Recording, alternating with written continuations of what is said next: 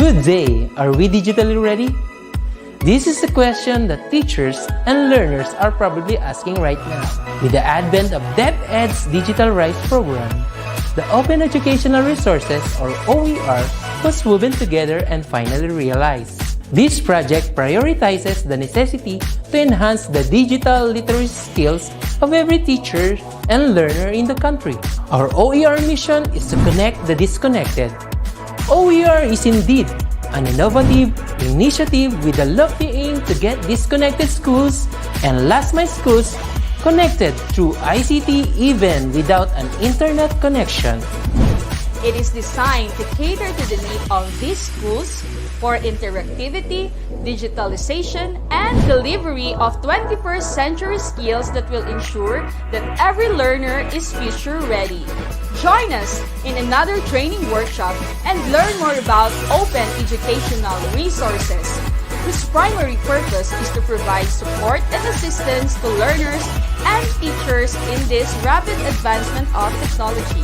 Our goal is to build and strengthen the capabilities of public and private teachers, school heads, and supervisors by teaching you to create and design interactive, localized, and contextualized instructional materials for teaching using basic, advanced, and proficiency software and tools. Surely, this will be another exciting and engaging webinar training workshop. Together, let's all rise amidst this crisis. Para sa bata, para sa bayan, para sa guro. Sulong edukalidad!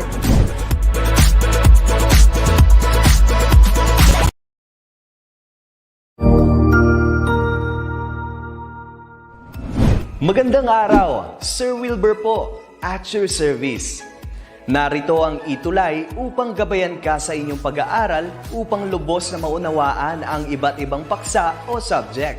Ang ETUlay ay isang free online tutorial class na pinangungunahan ng ICT's Educational Technology Unit sa pamumuno ni Undersecretary Elaine Del B. Pascua. Ang programang ito ay hindi lamang para sa mga bata, kundi ito rin ay magsisilbing gabay sa mga magulang at mga guro kung paano nila ituturo o gagabayan sa bawat asignatura ang kanilang mga anak o mga estudyante.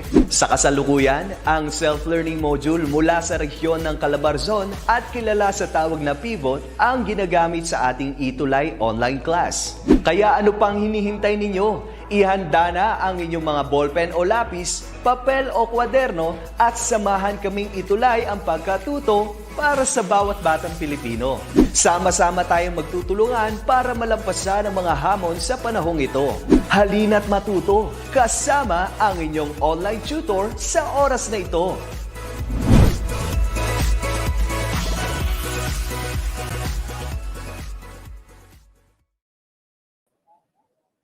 Hello mga minamahal ko mga magulang, mga learners, isang magandang hapon na naman sa inyong lahat. Welcome kayo dito ngayon sa ating ETUlay session ngayong hapong ito. At syempre, welcome ko kayong lahat at samahan niyo ako sa isang panahon ng pagkatuto sa Science Grade 9. Okay? Handa na ba kayo ngayon para matuto? At handa na rin ngayon si Sir Kevin para gabayan kayo ngayong ETUlay online tutorial about heat, work, and energy. Ayan. Sige.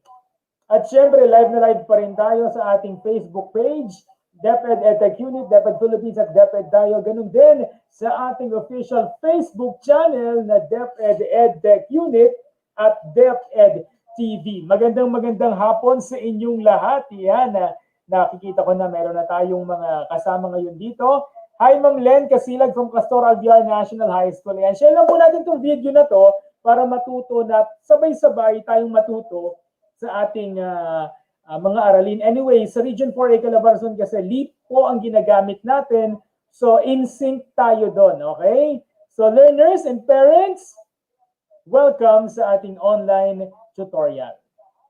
With Tutor Kevin. We are now here at quarter 4, week 6. Ayan, napakabilis talaga ng panahon. Time flies so fast. And you have reached the 6th week ng ETUlay session. Ayan, at syempre para makapag-participate din kayo, pwede kayong mag-comment sa ating comment section sa ating official Facebook page at I'll try my best para basahin ito ngayong hapon. Okay? Sige. Ang ating most essential learning competency ngayong hapon ito is to construct a model that heat can do work. Pag-uusapan kasi natin is all about heat. Ito ay nanggaling sa code na Science 9 FE-4E-42. Ayan. Sige. Pero before we begin, magpunta muna tayo ngayon sa review sa pamamagitan ng pagsagot sa multiple choices questions. At ang direction lang natin, read each question carefully, then isusulat nyo ang inyong sagot, pwedeng sa sagutang papel o pwede namang directly sa inyong comments sa ating official Facebook page. Okay na ba kayo? Ready na bang lahat? Ayan, watching from Alipang National High School. Hello! Ayan. Share lang natin ang mga video natin sa inyong mga kaklase at kapwa grade 9 para syempre matulungan po kayo ngayong hapong ito. Siya nga pala po ang ginagamit kong module ay nanggaling po sa Region 4A Calabarzon. Ito tinatawag nating Learner's Pocket. Maraming salamat po sa mga writers nito, especially sa ating Regional Director, Sir Francis Bringas. Thank you so much. At sa mga writers ng grade 9's Leap Science. Gusto ko lang banggitin yung kanilang pangalan ngayong hapong ito. Mga mama at sir, idol ko po kayo. Ang writers na ito ay si Ma'am Mary Jean B. Barrera at ito ay chinek ni Ma'am Edna Gabriel, ni Sir Rizalito A. Licos, ni Ma'am Mary Ann Castro at ni Ma'am Rochelle Rosales. Ayan, maraming salamat po sa pag-prepare ng leap na ito. Mabuhay po kayong lahat. Sige, let's begin. Question number 1. Looking back, which of the following is true of the conservation of energy in a closed system? Is it letter A, kinetic energy is always conserved? Is it letter B, potential energy is always conserved? Is it letter C, mechanical energy is always conserved? Or is it letter D, the total energy is always not conserved? Alin sa mga yan ang totoo tungkol sa conservation of energy in a closed system? Okay, 5 seconds, go! Type in your answer in our comment section. 1, 2, 3, 4, 5. Okay, let us answer this one. Alin kaya dyan ang totoo tungkol sa conservation of energy in a closed system? The answer is letter C. Mechanical energy is always conserved. Okay, that is in a closed system. Now, number 2. The mechanical energy of a system of object is, the mechanical energy of a system of object is it letter A, the sum of kinetic energy and gravitational potential energy? Is it B, the sum of kinetic energy and elastic potential energy? Is it C, the sum of kinetic energy and all relevant forms of potential energy? Or is it D, the sum of all forms of energy? Sige, 5 seconds, go! 1, 2, 3, 4, 5. The correct answer is letter C, the sum of kinetic energy and all relevant forms of potential energy makes up the mechanical energy of a system of object. Okay? Now, let's have number 3. Mechanical energy is not conserved when, letter A, gravitational potential energy is converted to kinetic energy. Is it letter B, kinetic energy is converted to gravitational potential energy? Or is it letter C, kinetic energy is converted to elastic potential energy? Or is it letter D, friction is not negligible? Sige, timer starts now. Tama si Cheska, tama si John Roy, tama din si Marcasi Respicio, tama din si Crisanta Jane Valencia. Hello! Congratulations sa inyong lahat. Good afternoon. Watching and learning from Doña Magdalena H. Gafford High School, grade 9 Scorpio. Hello sa'yo, Micah Janelle Takaban. Good afternoon. Okay, let's answer number 3. Mechanical energy is not conserved when, letter D, if friction is not negligible, hindi nako-conserve ang mechanical energy. Halimbawa, magaspang ang sahig, o kaya bumpy, so that is when mechanical energy is not conserved. Next, number 4. Which event illustrates the direct transformation of potential to kinetic energy? Is it letter A? A basketball player catches a flying ball. Is it letter B? A kalesa moves from rest. Is it letter C? Catfish arrow is released from its bow. Or is it letter D? The spring mechanism of a toy is rotated until it locks. Alin dyan ang nagpapakita ng pagbabago ng potential papunta sa kinetic energy. 5 seconds starts now. Ayan, 5, 4, 3, 2, 1. The answer is... Ayan, nice try, Mika, John Ray, and Micah. Nice try. Number 4, the answer is, syempre, a kalesa moves from rest. Kapag siya ay nasa state of rest pa lang, of course, it's potential energy. And then when the kalesa moves, it is transformed to kinetic energy. All right? Simple as that. Next is number 4, it's letter B. Tama si Marcasi Respicio. Tama po kayo. Tama din si Cheska. Ayan, good afternoon po. Cassandra Nicole, Micah, okay? Good afternoon from DMGHS. Okay. Share lang tayo ng video na ito para matuto tayong lahat. And last, number 5. If mechanical energy is conserved in a system, the energy at any point in time can be in the form of, ulit, if mechanical energy is conserved in a system, the energy at any point in time can be formed into letter A, kinetic, letter B, gravitational potential, letter C, elastic potential, or letter D, lahat ng ito. What is the correct answer? 5 seconds, go! Ayan. Okay, ready? 5, 4, 3, 2, 1. Number 5, the answer is, by the way, tama sa number 4 si Zian, tama din si Angeline Uwalat. Congratulations. Number 5, the answer is letter D. Siyempre, it can form into kinetic, gravitational potential, elastic potential. Okay, when mechanical energy is conserved in a system. All right, so the answer is letter D. Tama si Cheska Eunice. Tama din si Joseph. Tama din si, is it Ainel? Ang ganda naman ng pangalan mo po. Crisanta Jane. Tama din si Cassandra Nicole Miguel. Kanina pa tumatama itong si Marcasi Respicio. Congratulations po, ha? Ayan. Tama din si Angeline. Tama din si Jerina May Tobias. Tama din si Wendy Nicolas. Tama din si Zian. Okay, congratulations to all of you. Okay, ngayon, pumunta na tayo sa ating aralin ngayon. No? So, relationship among heat and efficiency. We will try to look at what can heat do. Okay? So, look at this. Heat production is very important, di ba? Kinakailangan ng heat production actually sa lahat ng gawain nating mga tao or may it be other organisms, no, kinakailangan natin or essential si heat. Okay? So if we move, we produce heat. Tama?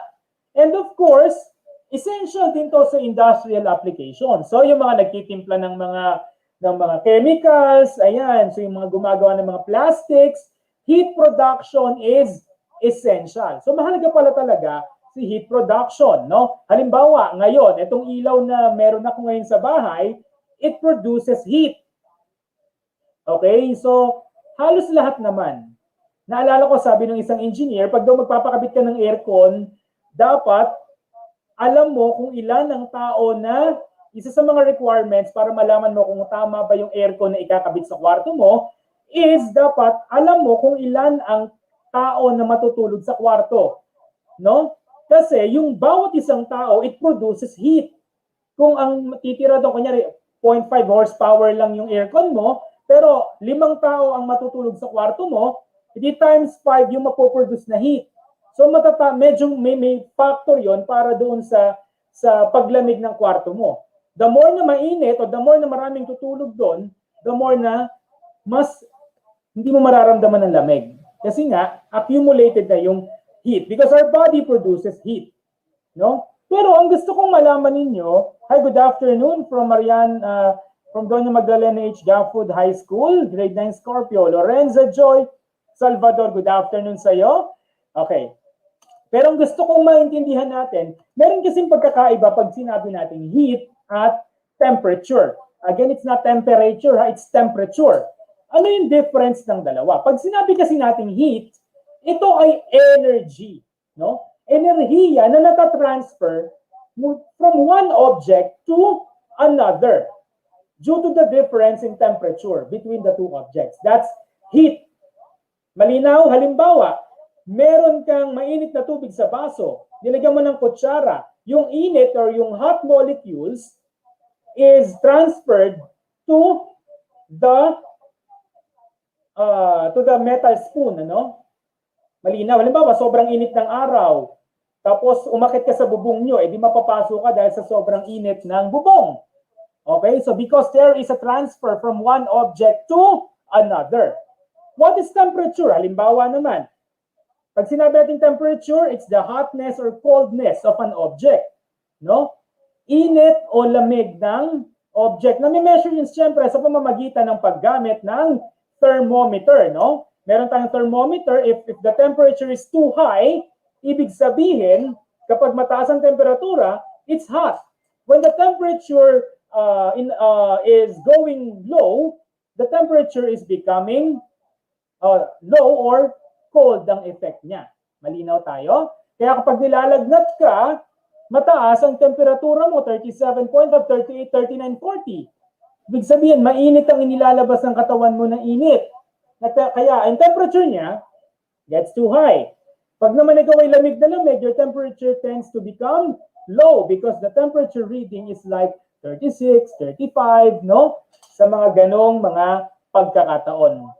Okay, so that's the difference between heat and temperature. Tandaan, pag sinabing heat, that is energy transferred from one object to another. Pag sinabi naman natin temperature, this is the measurement or the hotness or coldness of an object. Okay, parang siya lang. Kapag mainit, porsigido. Kapag naman ang lalamig, nararamdaman mo. Okay? Okay, hello po, Mary Joy Parantar watching from New Canaan Integrated School, Alabel 1. Suki talaga natin itong mga to from District Division of Sarangani. Hello sa inyong lahat. Hello, General Agustin from Doña Magdalena Gafford High School.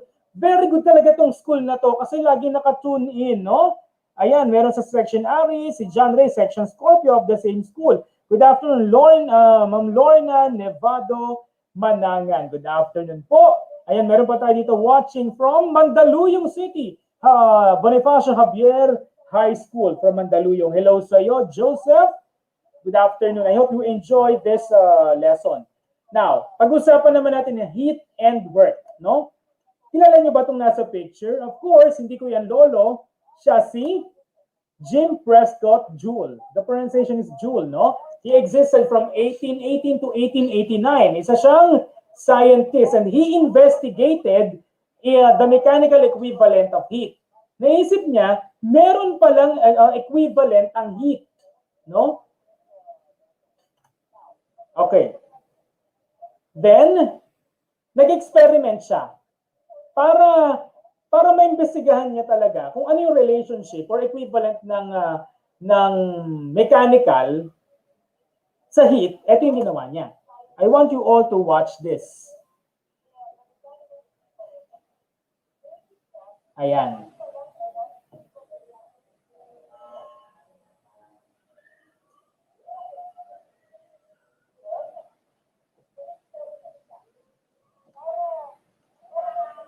Sige.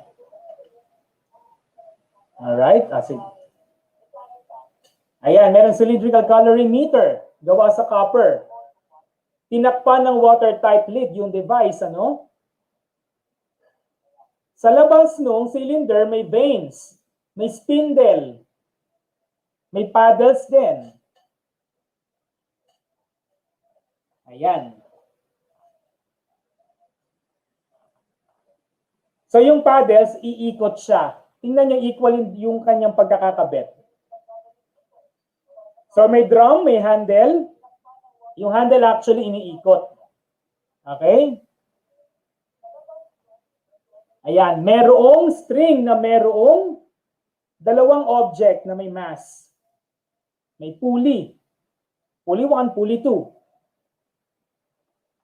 Okay. Sige. Ayan, gumagamit ng thermometer, no? Yung kalalabasan noong calorimeter. So, inikot yung handle. Tumataas yung object sa sides. Pabalik, bumababa. Okay? So, anong epekto nun?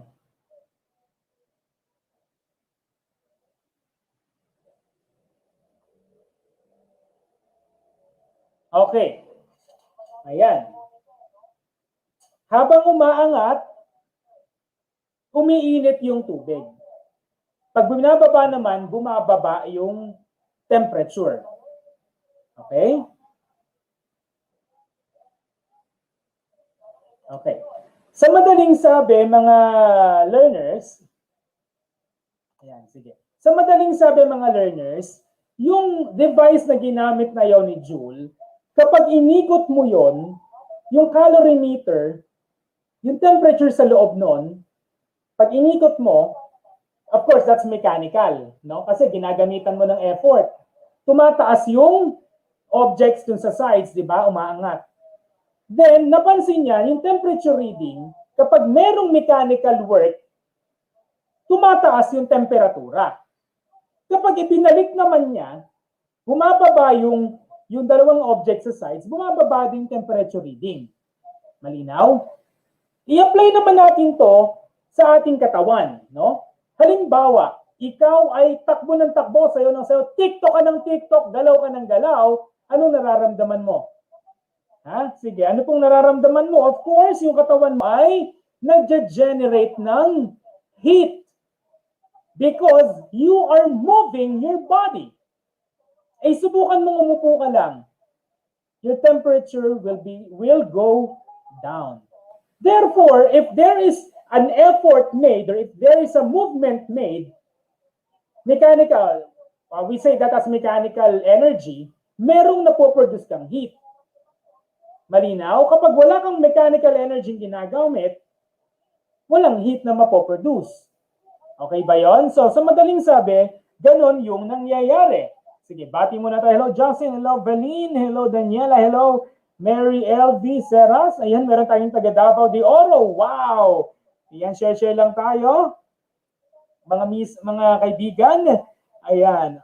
Ang ganda naman ng section. Gusto ko yan. Si Lavoisier. O Lavoisier, sabi nga sa French. Hello from Grade SPA, Abadilia. Si Justin. Hello sa'yo, Daniela from Daniela Cassandra Urape from Juan G. Macaraeg National High School. Hello sa'yo. Ayan. Ingat kayong lahat ha. Huwag maglalabas ng bahay, okay? Sige. Now, let us go to the first law of... Malino na ba yung kanina? O halimbawa, itong charger na to. Itong charger na to. Pansinin mo, pag sinaksak mo to sa kuryente, sa loob nito, nagwo-work to. Kaya, umiinit. Diba? So alam mo yon, may napoproduce kang heat once may nagpa-function yung mechanical energy. Halimbawa, sasakyan. Okay? Subukan mong ang sasakyan ay patakbuhin mo ng patakbuhin. Ang makina niya gagalaw ng mabilis. Ito ay iinit. Malinaw tayo doon. Eh anong gagawin mo naman? Yan na, nakikita mo yung temperature reading, tumataas na, mag-overheat ka. Siyempre, ititigil mo yung sasakyan mo para tumigil yung makina. Therefore, wala nang mechanical energy. Bababa na yung temperature. Malinaw tayo doon. As simple as that. The first law of thermodynamics says, the change in internal energy of a system equals the difference between the heat taken or the heat taken in by a system and the work done by the system. We have two factors here. We have the heat taken and the work done. Nalinaw tayo doon. So ano yan? Tingnan pa natin to. Internal energy of a substance is the sum of the molecular kinetic energy due to the random motion of the molecules. So may involvement dito ang molecules. No? Kasi syempre, the more that an object is rising its temperature, the molecules are faster or moving faster. Okay? The molecular potential energy due to the forces that act between the atoms of a molecule, between the molecules, and other kinds of molecular energy. So ito yung mga molecules na sinasabi natin dito. This is, of course, we are dealing with the internal energy of a substance. Balik tayo dun sa sasakyan. Pansinin mo, pag tumakbo ito, yung makina niya gumagalaw ng gumagalaw, iinit ng iinit yung makina nito. Ibig sabihin, yung tubig na dumadaloy doon, o yung tubig, or any fluid, yung molecules doon are also moving fast. I-off mo yung makina, dahan-dahan itong mag-move ng slower and slower and slower. Okay, hello sa'yo, Claren. Hello, Stephanie. Hello, Elizer. Hello, Mary LB. Ayan. When heat flows in instances where the work is negligible, o sabi dito, kapag daw negligible yung heat o kaya pang matolerate yung heat, yung internal energy ng host substance o hot substance decreases. Okay, subukan mong ang sasakyan ay huwag mong lagyan ng tubig sa radiator. Anong mangyayari sa sasakyan? Patuloy na mag-iinit. No, kasi hindi siya negligible. Pero kapag nilagyan mo ng tubig ang sasakyan, pansinin mo kahit 1, 2, 3 oras ka tumakbo, negligible pa rin yung heat. Ibig sabihin na negligible, malalaman mo naman kung negligible yung heat. Kahit may work, kahit nagwo-work na patuloy ang makina mo, basta merong liquid na nagbibigay ng sasabihin natin yung fluid na yun, nagme-maintain ng tamang temperature sa makina, hindi ka mag-overheat. Kasi negligible pa yung temperature kahit ang work done is sobrang lakas. Sa madaling salita, kapag halimbawa, ito na lang, kaya ka nakakatakbo ng matagal kahit sobra na yung mechanical energy at heat production mo o mechanical energy na ginagawa mo, nakakatakbo ka pa rin. Hindi mo nararamdaman yung init kasi umiinom ka ng tubig. Isa pa, kaya mo nararamdaman na patuloy ka lang at hindi ka, okay pa ako, pwede pa akong tumakbo, hindi pa ako masyado nag-iinit, is because yung muscle sa katawan mo, may tubig yan. Tandaan natin that muscle contains water. Ito yung nakakapagbigay ng nagpapalamig sa katawan mo. The temperature, the heat is still negligible. Kaya yung temperatura mo, medyo hindi pa rin hindi tumataas ng talagang nilalagnat ka na. Nakuha niyo gusto kong sabihin, ulitin ko lang, kasi mabilis. Halimbawa, nag-exercise ka sa umaga, tumakbo ka ng tumakbo. Tumakbo ka ng 30 minutes, pansin mo, tataas ang temperatura mo, pero yung temperatura mo, hindi katulad ng temperature ng nilalagnat na tao, na 38. Ang temperature mo, within 37.5 lang, hindi ka nagka-38. Kasi nga, heat is negligible. Therefore, it decreases your internal energy of the cold substance, and the cold substance increases. Manino tayo doon. Hello Arnold Garcia, hello Jai ka Evangelista. Ayan, sana po naiintindihan. Thumbs up nga kung naiintindihan ako, thumbs up. So pinag-uusapan natin internal energy in thermodynamics. Thumbs up nga kung naiintindihan si Sir Kevin. Ayan, ako, wala nagka-thumbs up. Nalilito ba? While heat may originate in the internal energy supply of a substance, it is not correct to say that a substance contains heat. Okay? A substance doesn't contain heat. The substance has internal energy, not heat. Okay? So, the word heat is used only when referring to the energy in transit from hot to cold. So wala talagang heat sa loob. Because heat is generated. Heat is not there. Gagawin mo pa lang yung heat. Kapag gumalaw ka, tsaka ka lang mag-iinit. Kapag ang makina ng sasakyan, in-start mo, tsaka lang siya iinit. Pero kapag hindi siya iinit. Okay, so thank you so much, Shaska. Okay. It's because of the internal energy. It's in the internal energy, ha? Ulitin ko lang. When the heat is, it is not correct to say that heat is a substance that, it is not correct to say that a substance contains heat. Heat is generated. Okay? Sige. Now, I want you to look at this. The change in internal energy of a system is equal to the heat added to a system minus the work done by the system, wherein the delta U or change in internal energy is equal to the Q or heat added to the system minus the work done by the system. Sa madaling sabi, no, para makuha natin yung change in internal energy, dapat isasubtract mo yung heat added doon sa system. Tandaan, heat is added, ha? Hindi siya generated. It is generated. No? Heat is, you will just subtract the heat added to the work done by the system. Ima-minus mo yung na-add na heat doon sa system, doon sa work na ginawa ng system. Okay? Sige. So, meron tayong derived formula from the conservation of energy given as how heat is related to work. So, pag sinabi naman natin, pag kinuha naman natin yung Q or the added heat, it is equal to determine this, we need to add work plus the change in, ano yun? Change in, ano yun? Change in what? Sige, wait lang, ha? Change in, I have something in my screen now. I'll just minimize this. Ayan. So Q is equal to W plus change in what? Change in, what is U again? Change in internal energy. Okay? So heat added to the system is equal to the work done plus change in internal energy.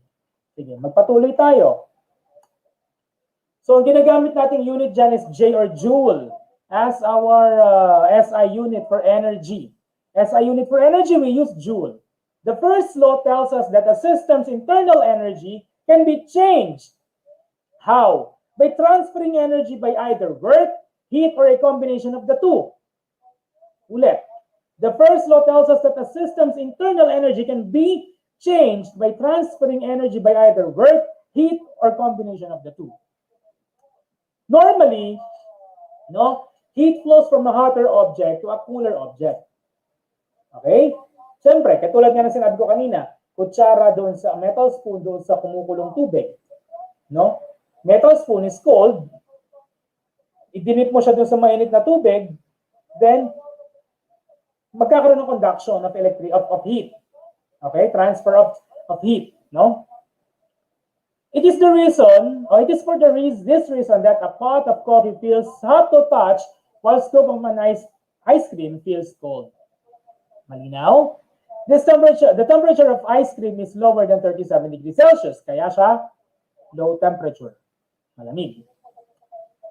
Kapag naman hinawakan mo yung cup ng kape, yung init mula dun sa hot water, ito ay natatransfer doon sa tasa, kaya mainit yung tasa, no? Papunta naman doon sa kamay mo, kaya ka mapapasok. So, can you see? The heat is transferred. Heat is transferred, okay? When you touch a cone of ice cream, heat again flows from the hot cold, in this case, from the warmer hand to the colder cone. Ano mangyayari sa ice cream? Matutunaw si ice cream dahil syempre, mas mataas ang temperatura ng katawan mo. Ta-transfer yung heat doon sa cone, doon sa ice cream. Malinaw? The same thing, yung cold ice cream, makakapagpababa siya ng temperature doon sa hot temperature ng kamay mo. Kaya kapag nilalagnat ka, nilalagyan ng malamig na towel, hindi hot towel ha, malamig na towel para bumaba ang temperatura mo. Hawakan mo yung cold towel, maya-maya, siguro after 5 minutes, medyo mainit yon kasi na-transfer yung heat doon sa towel. See, heat is transferred. as well as the internal energy. The molecules or strands are transferred or were transferred from one body or one object to another. All right? The response of the nerves in the hand to the arrival or departure of heat prompts the brain to identify the cup of coffee. Ayan. Kaya naman napiperceive ng brain mo kung mainit yan o malamig is because of the nerve. Dun sa kamay mo may mga nerve. Pag hinawakan niya yung isang mainit na bagay, nare-receive yun ng nerve. Ginabato ni nerve sa brain, sasabihin ni brain, mainit, bitawan mo. Ayan. Okay, malamig. Sabi ni brain, bitawan mo rin. Kainin mo. Malamig yan kasi na-perceive the brain through the nerve. Malinaw tayo doon. Okay. Ngayon, pwede itong reverse. Heat flows from the colder object to hotter object. With the use of heat pump, gagamit tayo ng heat pump. Ang heat pump, it is a device that allows heat to transfer from colder reservoir to a warmer reservoir, which is not a natural process. Kailangan kasi nito ng mechanical involvement. Because work is required here. No? So, for the heat to flow from lower to higher temperature, the work is provided by the motor of the heat pump. So, meron tayong, parang sa poso, no? O kaya mga jetmatic. May makina yan. Hindi yan naturally occurring. It needs work. Ulit, pag sinabi natin heat pump, from cold temperature, mechanical work is done, then the temperature of the heat, the temperature becomes from cold to hot. Okay? Yan siya heat pump. So ito, how does a heat pump work? Paano gumagana yung heat pump? So heat in, so may evaporation, then may compression, may condensation, may expansion. Ganyan. So ito yung nangyayari sa kanya. Tingnan niyo yung animation na yan. Umiikot yung, so may compressor siya. Wherein the heat comes in. So may evaporator siya, dadaan siya sa compressor. So may expansion, then heat goes out through a condenser. Okay? So the water molecules are passing through the condenser, then heat goes out. So meron tayong tinatawag na spontaneous at non-spontaneous. Ano naman si spontaneous at si non-spontaneous? Pag sinabi natin spontaneous, from higher temperature to a lower temperature, hindi ito nagre-require ng external energy. Pag non-spontaneous naman, kabaligtaran, heat flows from lower temperature papunta sa higher temperature. It needs mechanical energy, katulad ng heat pump. No? So, ayan. Spontaneous, hindi kailangan ng external energy. Pag non-spontaneous, kailangan niya ng mechanical energy. Okay? So, sige. Answer tayo. Sulat nyo ang S kung spontaneous o hindi nagre-require ng external energy, or kung siya ba is non-spontaneous or nagre-require ng mechanical energy. Number 1, melting of ice. Spontaneous or not spontaneous or non-spontaneous? S or NS? Hello, Hannah. Hello, April Valdez. Hannah Salvador. Julian Lucille. Jaya Castro. Hello. Ayan. Hello sa iyo, Cyril Lapay, Marcasi Respicio. Ayan. Arnold Garcia. Shiaska Eunice Raras. Ayan. So number 1, melting of ice. The answer here is spontaneous or non-spontaneous? It is spontaneous. Crossing of iron. Okay, number 4. Nauna sa number 4. Going uphill is non-spontaneous. Sige, sagutin nyo muna yung 2, 3, 5. Go. I'll give you 10 seconds. Yan, tama si Jaika, si John Roy, tama din si Cheska, tama din si Respicio, ayan, si Arnold, tama din. Number 4, okay, number 2, rusting of iron. Spontaneous. It naturally occur. Number 3, marble going down the spiral. It's non-spontaneous. It needs mechanical energy to move. Number 4, going uphill, you need also involvement of mechanical energy for you to move. No? And number 5, syempre, spontaneous, keeping the food fresh from spoilage, you need to put it inside a refrigerator. Alright? Ayan. I have here other examples. Sige. Other examples, ayan. Halimbawa naman, meron tayo ditong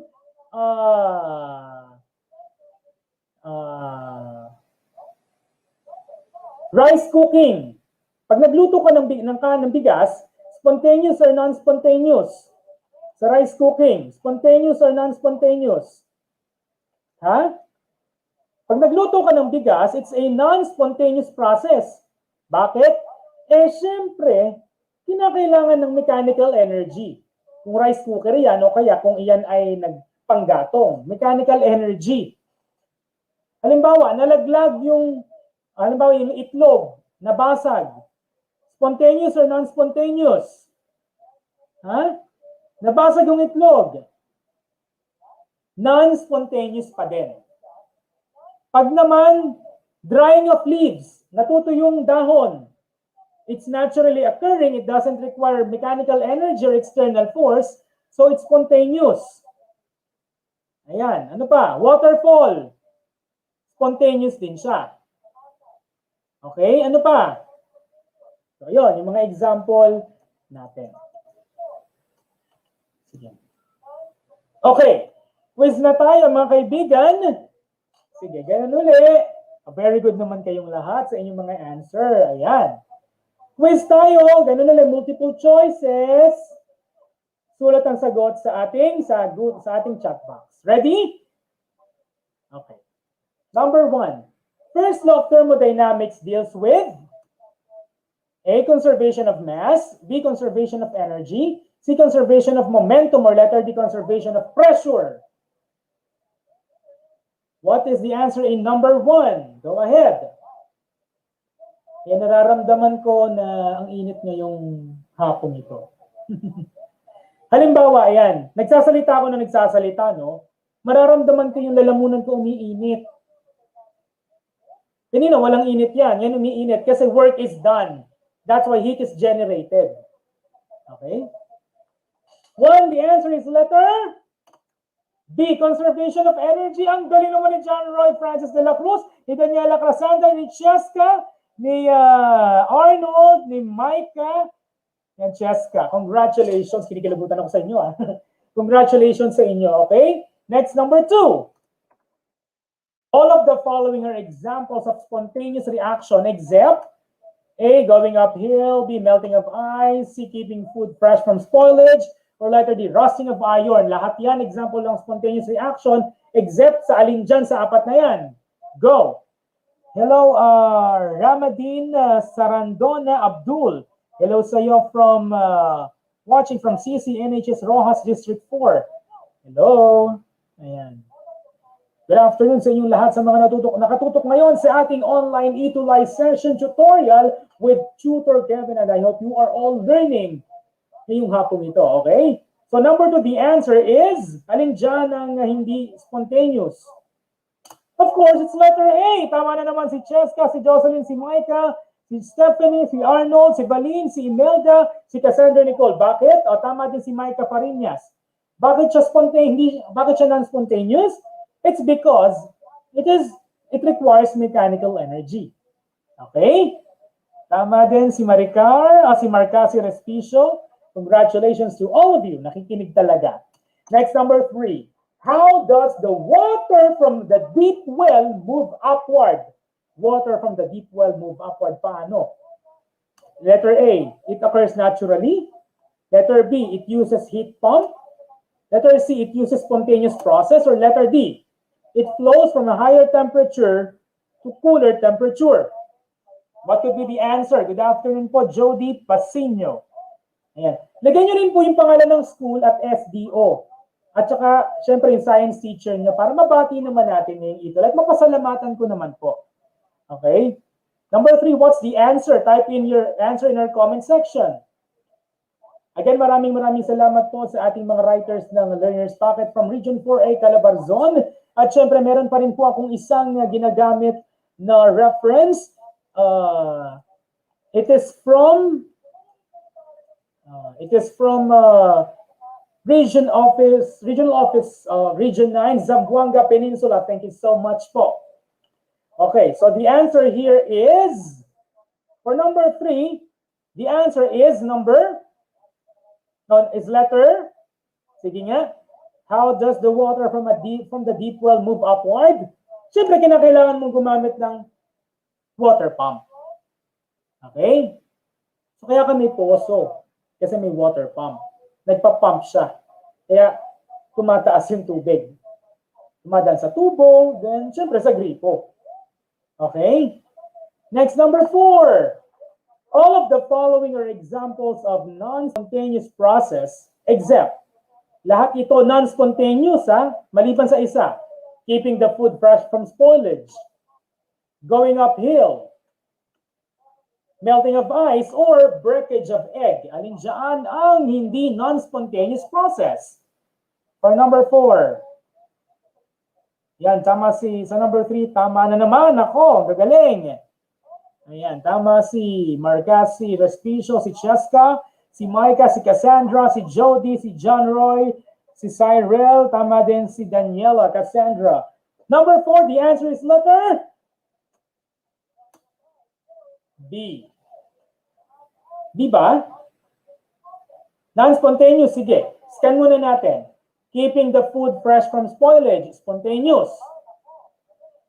Melting of ice, spontaneous. Breakage of egg, spontaneous. Letter B, going. Sige, scan ulit natin. All of the following examples of non-spontaneous process. What would be the answer? It's letter... Okay, letter C. Okay, so baguhin ko lang po. Hindi ko nabago yung arrow. I'm sorry. The answer is letter C for number 4. Baguhin ko lang Sorry po. Ayan, number 4 is letter C. Non-spontaneous. Okay? Kasi spontaneous siya. Spontaneous process. Tama po kayo. And number 5, that's number. What is the use of heat pump or use of heat pump? Okay, what is the use of heat pump? It is used to transfer heat from colder reservoir to warmer reservoir. Transfer heat from warmer reservoir to colder reservoir. Change heat or transfer heat to a colder reservoir. What could be the answer? Number 5 is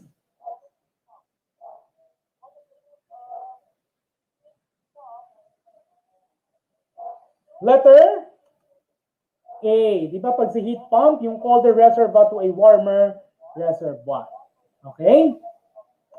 So I hope you learned something from today's ETUlay online tutorial with me, Tutor Kevin. Sana po magkita-kita muli tayo, konti na lang, parang 2 sessions na lang yata tayo. Sana magkita-kita tayong muli next Monday sa ETUlay session, no? Science Grade 9. Pakipamalita niyo po ito sa inyong mga kaklase, sa inyong mga kakilala na may kapatid na Grade 9, kaklaseng Grade 9, para sama-sama tayong natututo. Okay? Tama si Daniela, tama si Cheska, si Arnold, si Cheska, si Balin, si Marcasi. Wow! All of you are perfect! Congratulations! Perfect score. Si Cassandra, si Daniela, si Cheska, si Arnold, si Balin, si Marcasi Respicio, sino pa ba? Si John. Ayan. Congratulations to all of you. Ayan. Sige. Again, sa next Monday, live na live pa rin tayo sa official Facebook page natin, DepEd Edtech Unit, DepEd Philippines at DepEd tayo. Ganun din sa ating DepEd Edtech Unit and DepEd TV official Facebook channel. Huwag kayong mag-alala ang episode nito kung ito man ay na-miss mo, ito po ay mapapanood mo sa YouTube. At mapapanood mo rin ito, of course, sa ating DepEd Commons. Hello, maraming salamat po. Thank you so much, our students, for watching with you. Salamat po, Ma'am Marcasi Respicio. Salamat po sa inyong pag-participate. Ayan, Juan G. Macaraeg National High School. Ayan, shoutouts of course naman, si Micah Parinas. Perfect ang score mo eh. Ayan, hi Micah, perfect. Thank you din sa'yo. Welcome, Cheska. Thank you din po, Sir Arnold Garcia. John Ray, thank you din po. Salamat. Nakita-kita po muli tayo next Monday with me, Tutor Kevin for Science grade 9. And of course, don't forget DepEd TV every Tuesday 3:30 in the afternoon, and also every Friday 3:30 in the afternoon. Okay, nasa DepEd TV din po si Sir Kevin. Thank you so much, Krisha. Thank you so much, and I love you all. Keep safe, and God bless you. This is Teacher Kevin saying, see you next week.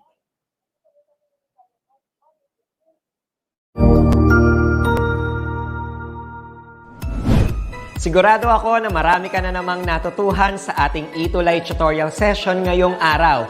Tandaan, ito ay hindi lamang para sa ating mga mag-aaral, kundi pati rin sa ating mga minamahal na guro at mga magulang na kaagapay natin para maituloy ang pagkatuto sa kabila ng nararanasang pandemya. Patuloy ding sumubaybay sa DepEd TV para sa mga araling ginawang video episodes. Mapapanood ito mula Lunes hanggang Sabado, alas 7 ng umaga hanggang alas 7 ng gabi sa inyong mga telebisyon. Abangan bukas mula 1:00 ng tanghali ang iba pang aralin sa ating ETUlay free online tutorial session sa English. I-like and subscribe at manatiling nakasubaybay sa ating ETUlay tutorial session sa DepEd Edtech Unit FB page at Educational Technology Unit channel sa YouTube at sa DepEd Tayo at DepEd Philippines social media accounts. Paalam!